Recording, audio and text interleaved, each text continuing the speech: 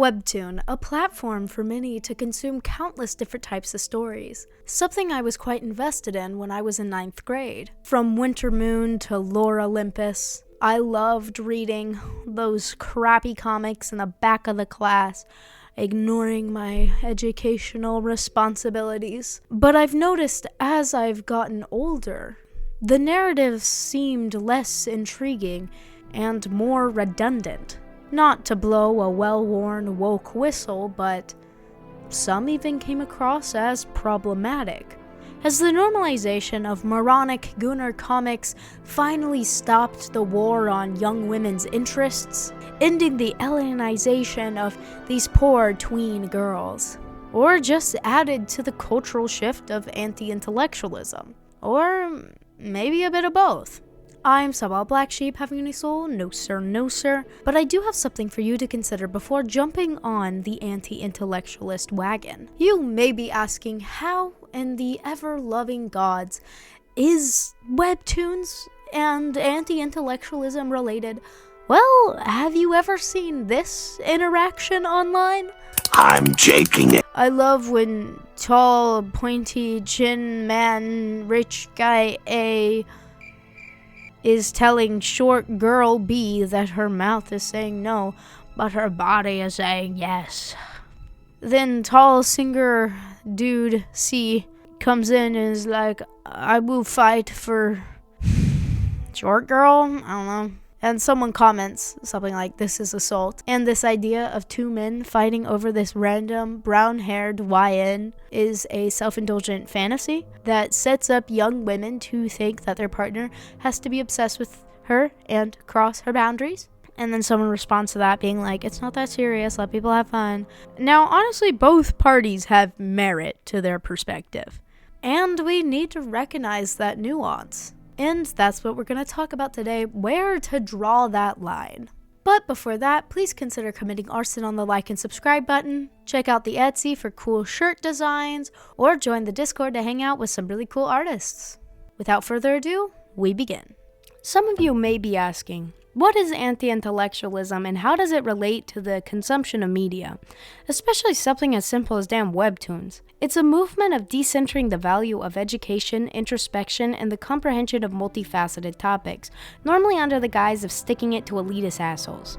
I won't pretend like elitism isn't an issue in intellectualist spaces, it is, but there is merit to deconstructing and consuming content that has intellectual depth.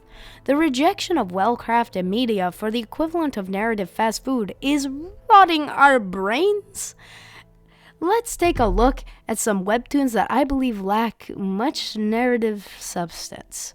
But please, do not send hate or shame to any of the writers and artists or consumers of these comics.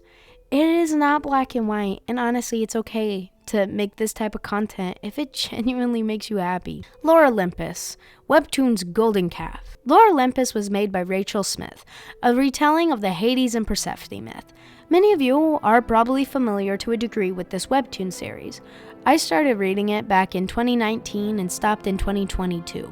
So I was about 14 to 15 years old when I started reading it. At the time, I knew it wasn't exactly respectable or highbrow content, but it was fun and entertaining, and the strange dynamic of the characters didn't come across as anything more than a self-indulgent fantasy I partook in.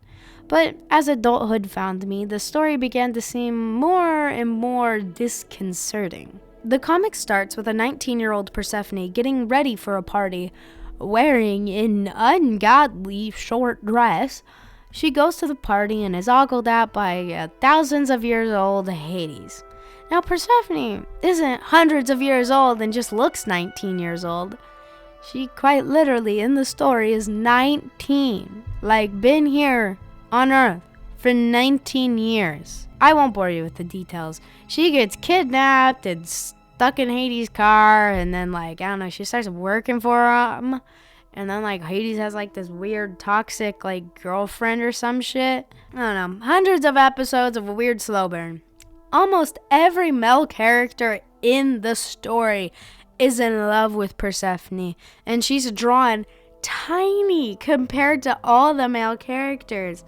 This is a trend In almost all romances I see on webtoons, it's like a tiny sweet girl that must be protected by large, rich, obsessed man.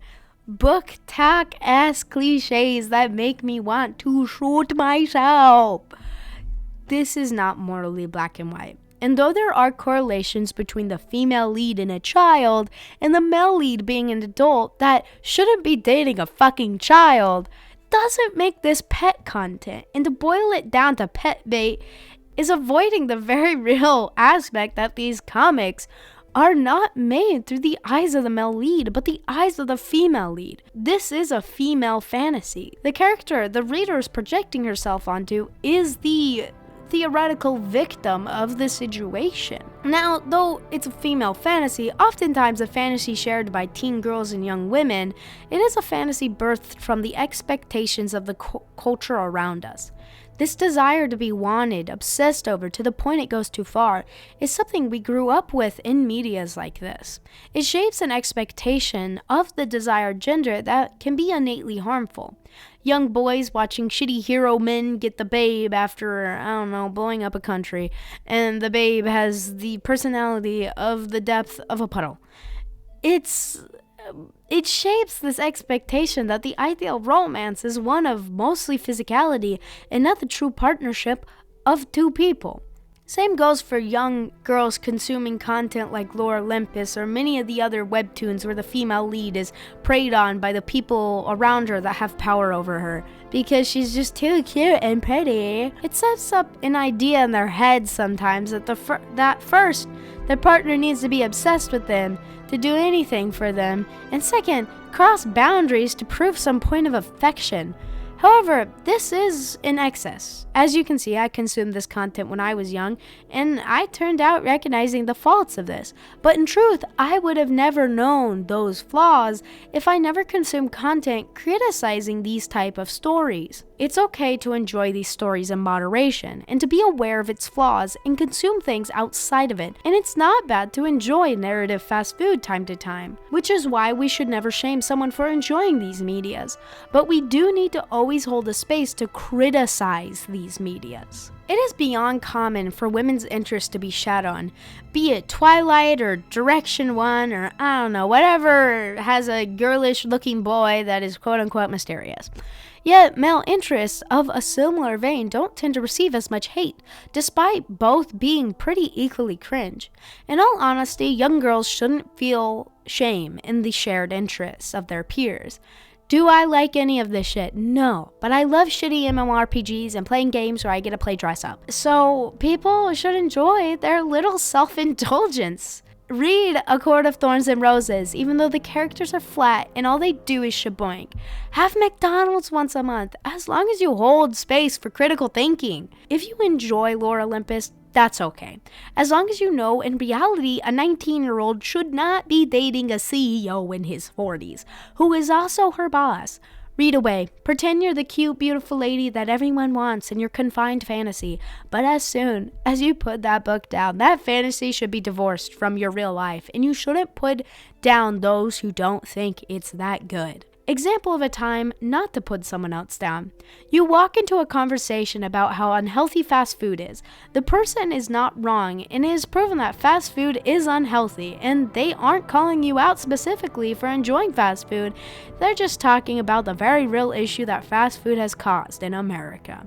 Example of a time to put someone down.